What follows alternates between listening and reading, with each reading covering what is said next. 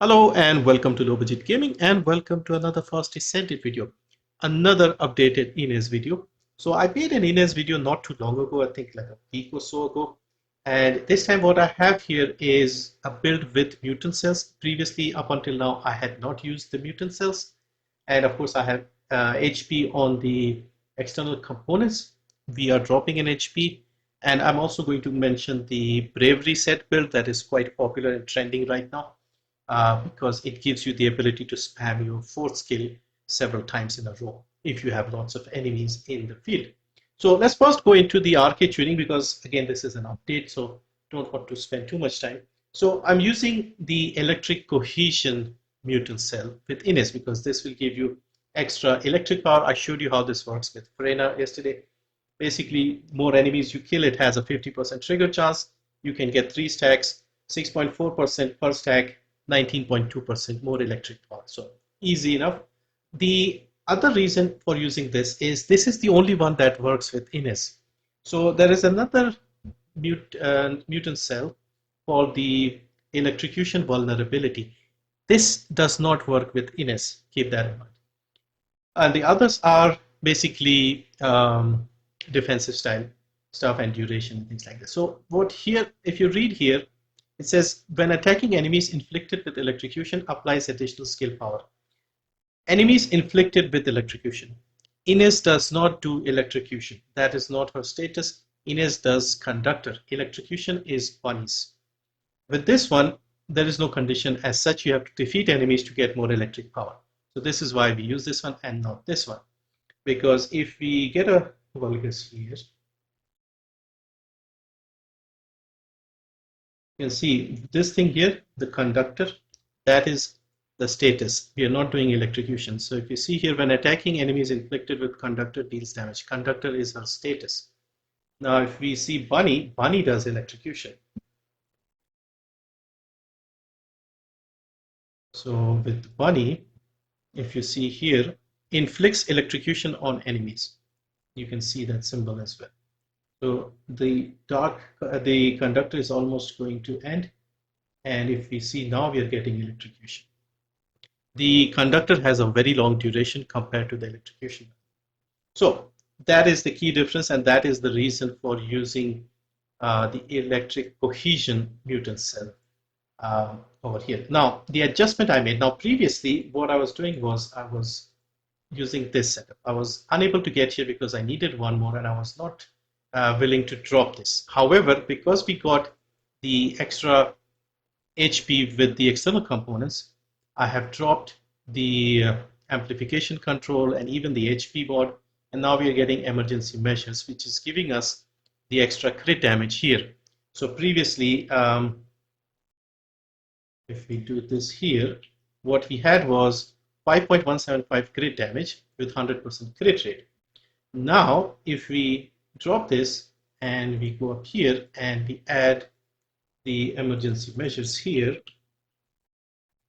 we are getting more than what we had previously in terms of crit damage, 5.485.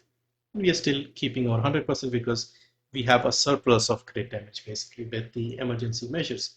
And because we don't need HP, I decided to use Decimator. You can use things like Spear and Shield for more skill power, things like that. So Decimator is, you can get 10 stacks. Again, these work very well when you have lots of enemies. You can get the 10 stacks quickly and they'll soften up the enemies that you attack with more skill power modifier. So this is the adjustment here. Now, some people use the Veteran Tactics mod as well alongside the Bravery set. So let me just get the Bravery set. Bravery set. Bravery set will drop your HP, but because this is for mobbing, it doesn't matter. 5k HP is enough because you'll be spamming your force so frequently that enemies will be dying anyway before they get anywhere near you.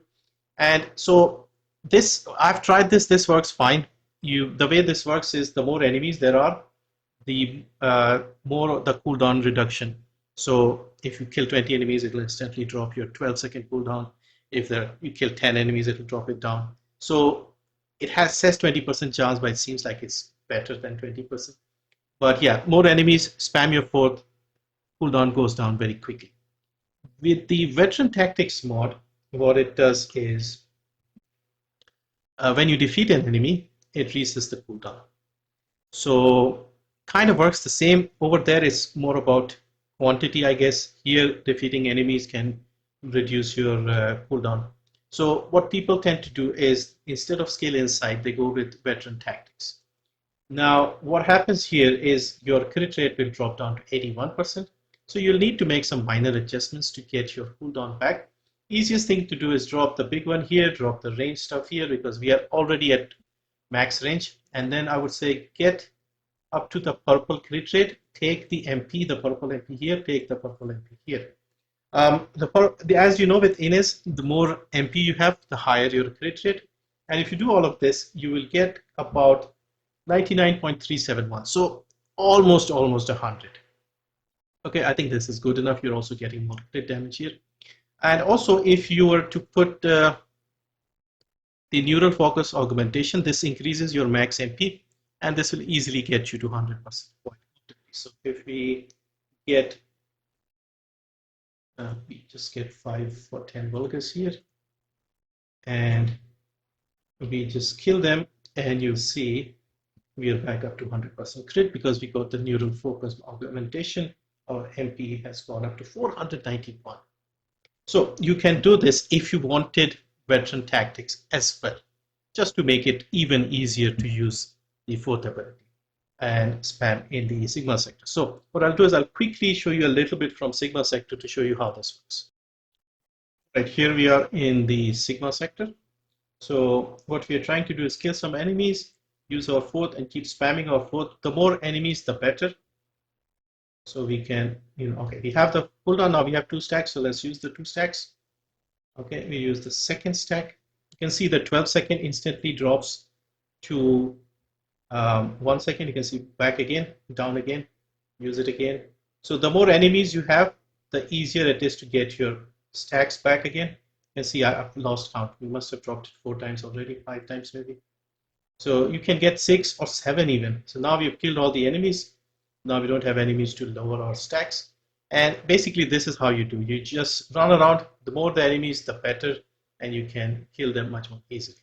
All right, back into the lab. So that is the Bravery set. You can run with the old setup if you want more HP. With the old setup, I was using the various skills more frequently, 1, 2, 4, even 3 sometimes. With this one, we are mostly spamming the fourth ability. The other benefit of spamming the fourth ability is you get your max speed as well. So if you see here with the Ines, if you have the Secret Garden in hand with the 3 sprint course, you're getting 1280. Okay, if you use your fourth, you can get up to 1440 quite easily. Now with the old setup, with the other external components that I'm using, 2 pieces of Plague, 2 pieces of the Hunter set, you can still get good speed by just putting the Brisk Walk mod on your Secret Garden. So just quickly, I'll get some more Vulgus again. And if you see here, we are at 1280. And if we kill 1, we are at 1440. So 2 ways of getting max speed. Either use the Bravery Set Max, spam your fourth, you'll get 1440 max sprint speed. Or if you're using the old setup, you're not spamming the fourth with the Bravery Set in case you want more HP or something. You can just put the Brisk Walk mod on your gun and you'll be good. So that is the main build here. You can use this with the Bravery Set, or you can use it with 2 pieces of Plague and 2 pieces of Hunter. The Reactor, as usual, is cooldown crit damage. Arche Tuning, I've shown you the 2 variations. This is the old one. The other one, we drop this, we go up to here, we take these, and we take this. And the Mutant Cell is Electric Cohesion, and you know why we use this one. The other build is basically the Void Erosion Purge. I should maybe rename it to Void Erosion Purge 10 now, since it's no longer 30 levels. So with this one, we are keeping the increased HP because we need the HP. Our enemies are harder. And if you have a lot of HP, you can basically dance around the enemies and it won't bother you as much as before. Have everything else is similar, apart from instead of tech, we are using focus on singular. We have the 2 front lines and emergency. We have insight and concentration. MP conversion, nimble fingers. We are not using the Descendant mode. We are relying more on the third ability to do more damage to big elite enemies. The Arche tuning is exactly the same. The reactor, we are using a singular reactor, so we'll be using this one here, crit damage and cooldown, so that once again we keep our cooldown, and that is the only adjustment. So compared to the other one, we are not using decimator, we are using HP. Everything else is the same. Don't use the bravery because you won't have enough HP, and we are relying on the third ability to do damage.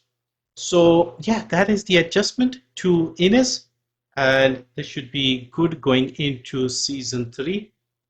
Mutant Cell is here. We have Void Erosion Purge farming. You won't be the fastest in Void Erosion Purge 10 with Ines. Again, Serena and Viesa will be faster, but this will be very comfortable to clear Void Erosion Purge solo, in my opinion. Even if you take your time, it will still be like 5-6 minutes, and you still comfortably clear it without that. And so that is the setup for Ines for Void Erosion Purge, Sigma Sector, mobbing, with the bravery set, with the other external components. Everything is fine here and it works. Gun, as usual, is the Secret Garden, 3 sprint cores. You can use any build you like. Just put the brisk walk to keep your speed up, and that is all you need to do. Thank you for watching. See you next time.